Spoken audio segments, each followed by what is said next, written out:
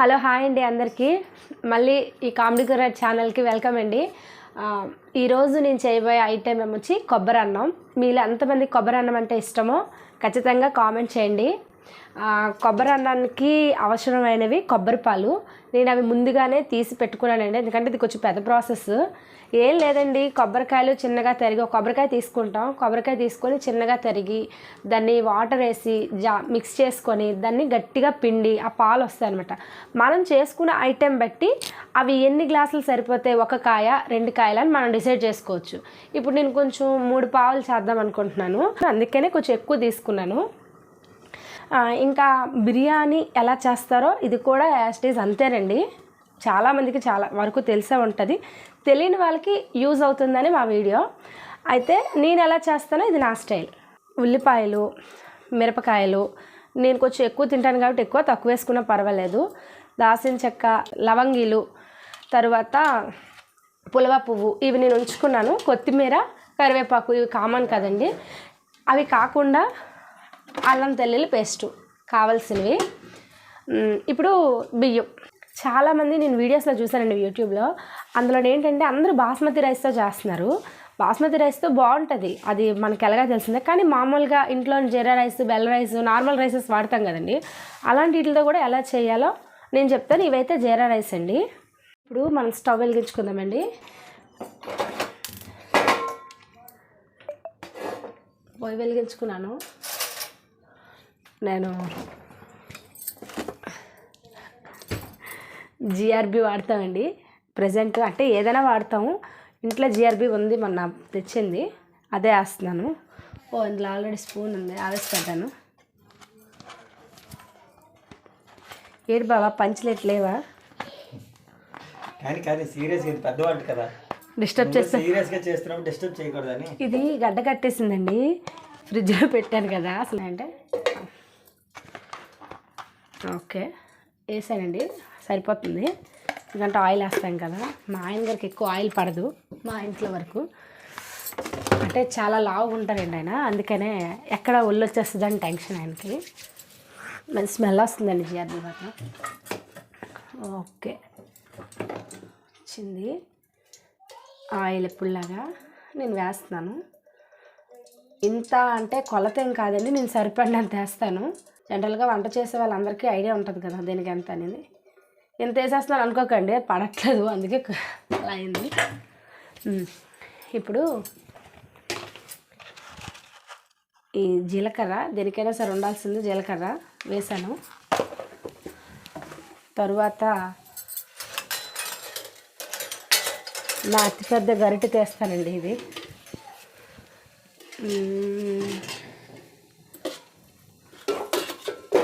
ఉల్లిపాయలు చెప్పాను కదండి, ఇది నా స్టైలు. మిరపకాయలు కూడా వేస్తున్నాను. ఓకే, నెయ్యి అయితే వాసన గుమగుమలాడేస్తుందండి అప్పుడే.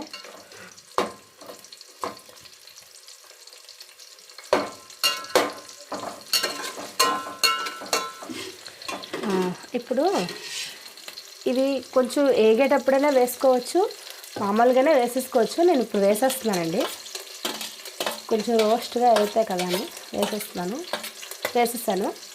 కరివేపాకు, కొత్తిమీర మాత్రం లాస్ట్లో వేస్తాను నేను. అది కరివేపాకు అన్నీ వేస్తారన్నమాట. ఇవి లైట్గా బ్రౌన్ షేడ్ వచ్చేసరికి మనం అప్పుడు అల్లం వెల్లుల్లి పేస్ట్ వేసుకుందాం అండి, ఎందుకంటే అప్పుడు బాగుంటుంది. అందాక వేగడం అంటూ ఉంటుంది కదా.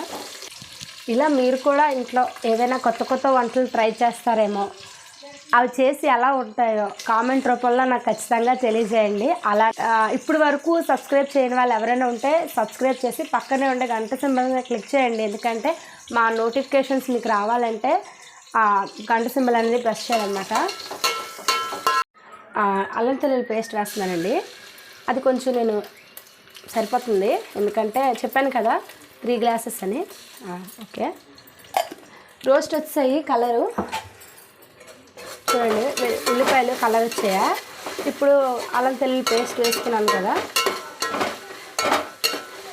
సేమ్ అండి బిర్యానీ ప్రాసెస్లోనే, బిర్యానీ ఎలానో అలానే కాబట్టి అంతా సేమ్ మెజర్మెంట్సే. బిర్యానీ ఆకు ఉంటే ఇంకా బాగుంటుందండి. ఇంట్లో లేదు, నేను జస్ట్ ఇంట్లో చేసుకుందామని అనుకునేసరికి ఇలా కుదిరింది. ఉందేమో అనుకున్నాను, మళ్ళీ ఇప్పుడు ఎవరు వెళ్తారని చెప్పి కంటిన్యూ చేస్తారనమాట రెసిపీని. అంటే స్మెల్ కోసం బాగుంటుంది అంతే. ఇగో చూసారా, బాగా అది కొంచెం అల్లం తెల్లుల్లి పేస్టు స్మెల్ పోయే వరకు వేయించుకుంటాం కదా. అలా వేయించుకున్న తర్వాత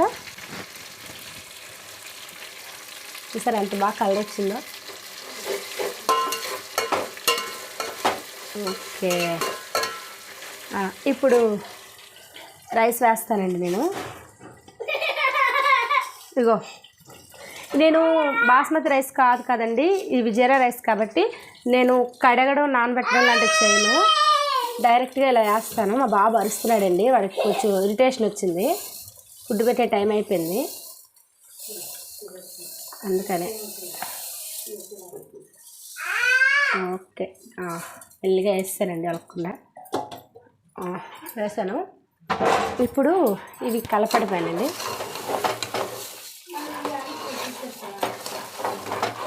కలుపుతున్నాను ఎందుకంటే చూసారా లైట్గా అంటుకున్నాడు కదా, అలా అంటుకోకుండా మనం కొంచెం జాగ్రత్త పడి ముందుగానే కలిపిస్తున్నాం అనుకోండి బాగుంటుంది. అల్లం తెల్లి పేస్ట్ వేసాక ఏంటంటే కొంచెం అంటుతుంది. నేను ఎవరెస్ట్ బిర్యానీ మసాలా వేస్తున్నాను. నాకు అంటే ఇది వెయ్యాలని రూల్ లేదు, ఇలా ప్లెయిన్గా చేసుకునే వాళ్ళు ప్లెయిన్గా తినచ్చు. కొంచెం ఘాటు ఎక్కువగా ఇష్టం నాకు, నేను బిర్యానీ ఎవరెస్ట్ బిర్యానీ మసాలా వేస్తాను. అది కూడా ఎక్కువ కాదండి, జస్ట్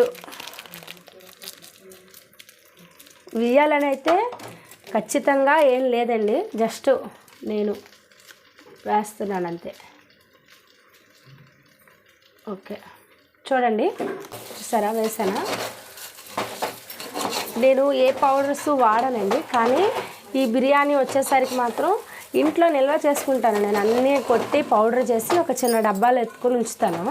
అది లేదు, సడన్గా అనుకున్నాము తినాలనిపించి చేసుకుంటున్నాం కాబట్టి ఎవరెస్ట్ బిర్యానీ మసాలా ఇంట్లో అవైలబుల్ ఉంది, అందుకే వేస్తున్నాను. ఇంకో దాంతో పాటు అది కొంచెం మగ్గేలోపు సిమ్లో పెట్టుకున్నాను. ఇగోటండి మా టేస్టీ చికెన్ కర్రీ. మా అత్తయ్య గారు ఆల్రెడీ వండేసి రెడీగా ఉంచారు, దాంతో చాలా బాగుంటుంది. కొబ్బరి అన్నంతో వండేశారు. ఇప్పుడు మనకు కావాల్సింది కొబ్బరి పాలు.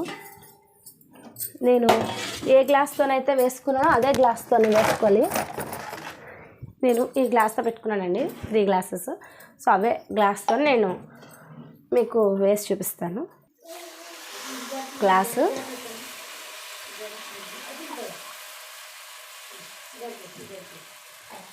రెండు,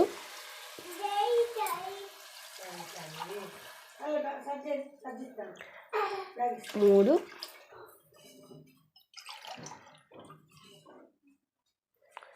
4,